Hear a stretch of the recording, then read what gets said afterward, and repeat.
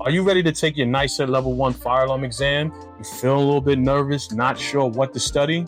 Don't worry, I got you. My name is Anthony Richardson, and I've trained a lot of fire alarm technicians past NICET Level I, NICET Level II, NICET Level III, and also NICET Level 4. So in this video, I'm going to break down how you actually go through the code book to find your answers without memorization. So stick around to the end so you can find out about this tool that help you be better at taking the NICET exam. So let's get straight into it. All right, so the NICET Level I is designed for technicians that starting out to see their competency when it comes to fire alarm systems. Do you know the functions? Do you know the spacing? Do you know the height requirements? It's gonna ask you these details when it comes to NICET Level I. You also have some OSHA questions. It's gonna ask you about ladder safety, PPE, trips and falls, fire hazards, and also safety hazards. So you will need to understand all of these standards and how to find these answers when you're taking your NICET exam. So the NICET Level I checks to see your competency when it comes to fire alarm system. It's going to ask you questions about height requirements for the pole station, spacing requirements for smoke heat detectors, and also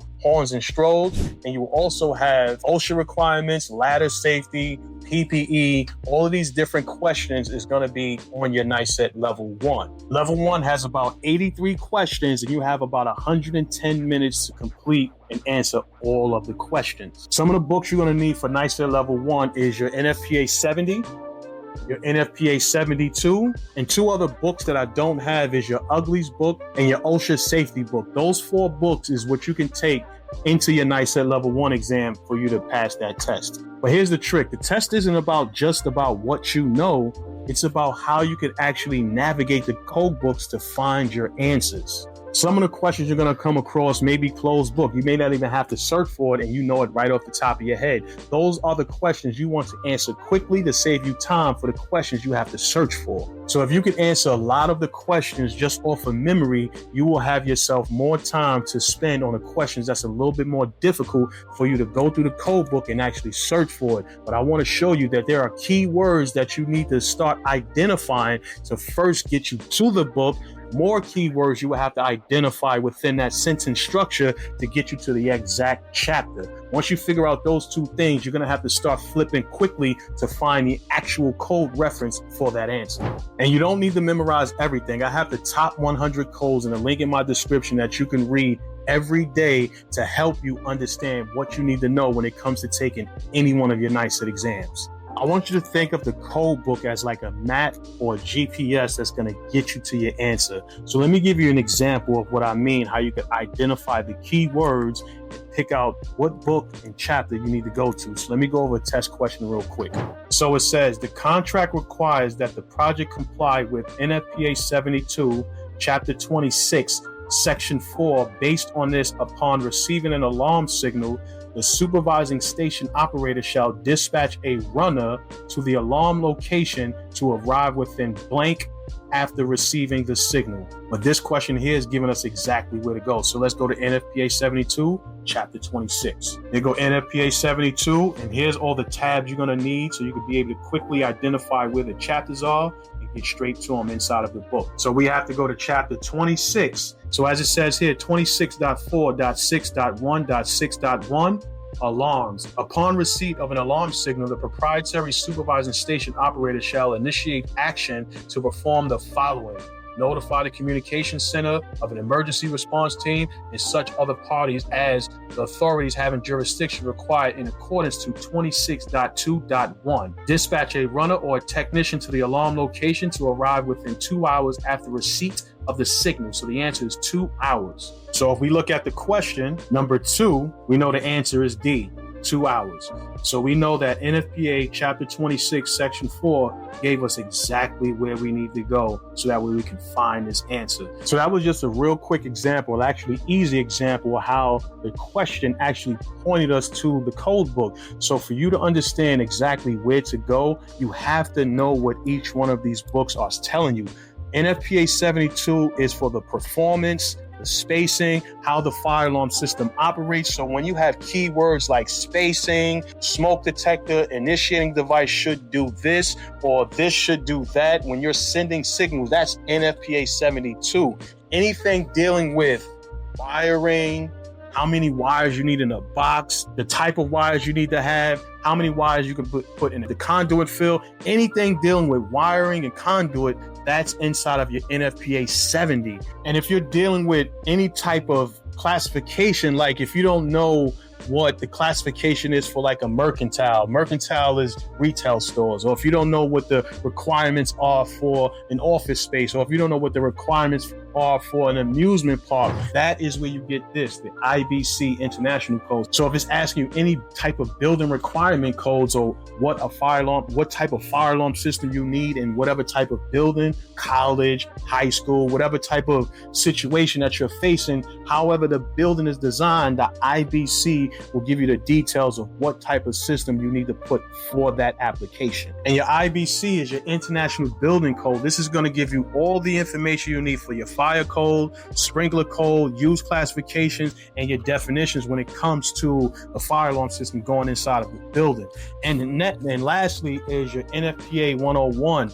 This is going to give you the requirements for the different types of buildings that we have out there. So there's retail stores, there's office spaces, there's hospitals, there's amusement parks, there's schools. So all these different classifications will have a particular type of fire alarm system going inside of them. And that's how you will find your answers in these books, by understanding what the key words are to get you exactly to the book, then to the chapter, then you got to search and find the answers at that point. So here's where I see a lot of technicians go wrong. They try to memorize random facts. They're not really understanding the code requirements or what it takes to actually pass the NICET exam. Next, they don't practice enough to learn how to navigate the books, so that way they can get better at finding the answers to the questions that they're reading. You're finding old random test questions that they're probably not even using no more, but really not understanding why these answers are the way they are. And if you download the top 100 codes that you need for any NICET level, you will be way better prepared than a technician who is thinking they could just pass this on the fly. So the NICET exam is not there to see how smart you are. They don't care if you can memorize everything inside of these books.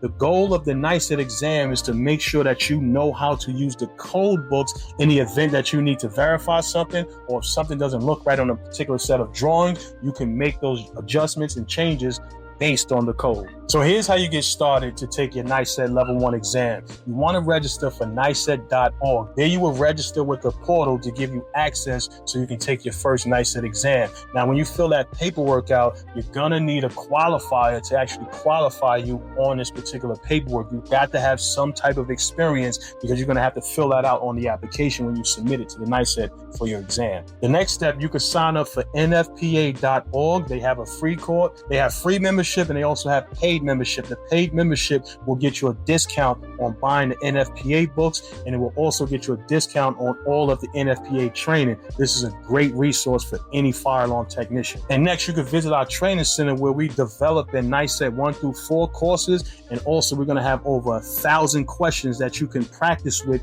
coming from NICET 1 all the way to NICET 4. When you buy your books, make sure you buy the tabs with your books. So each book that you get, you can actually get a batch of tabs, because they sell the books in packages. You can either buy the books individually, or you can buy the books in groups. But don't forget to get the tabs, so that way you can quickly get to the chapters that you need to get to, so you can find your answers. A good place to start to help you with navigating the code book is 4 chapters you're going to really need to know when it comes to NFPA 72. First one is chapter 10, that is the fundamentals of the fire alarm system. The next one is chapter 17, which is all of your initiating devices. And chapter 18 is your appliance notification devices. And chapter 14 is inspection and testing. Those 4 chapters you will want to get very, very familiar with inside of the NFPA 72. And inside of NFPA 70, Article 7060, that is where you will get all of the information about fire alarm wiring. So here's what I want you to do. I'm going to be posting NFPA questions in a community post. I want you to actually go through these questions,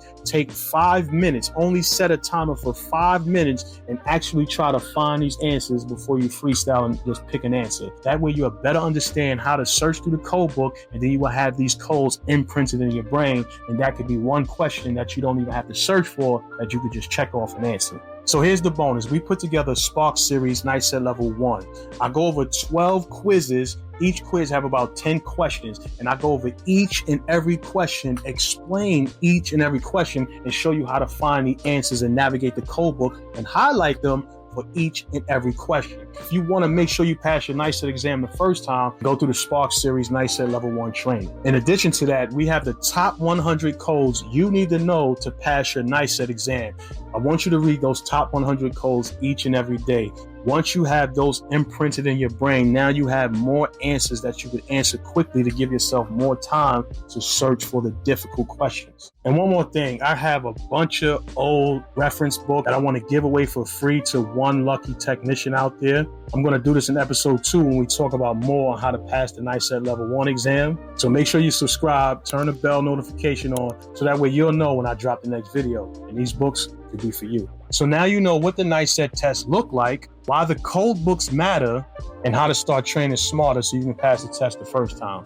So I want you to drop a comment and let me know what is the one part of the NICET Level 1 exam that you are actually worried about. In the next video, I'll show you exactly how you can tab the books the right way, and we'll launch that free book giveaway. So don't forget to download the top 100 codes that you need to know for NICET, and also register for the Spark Series NICET 1 certification training so that way you can pass the NICET exam the first time. I'm Anthony Richardson, the fire alarm expert, and I'm here to get you NICET certified 1 through 4. I'll catch you in the next episode. Peace.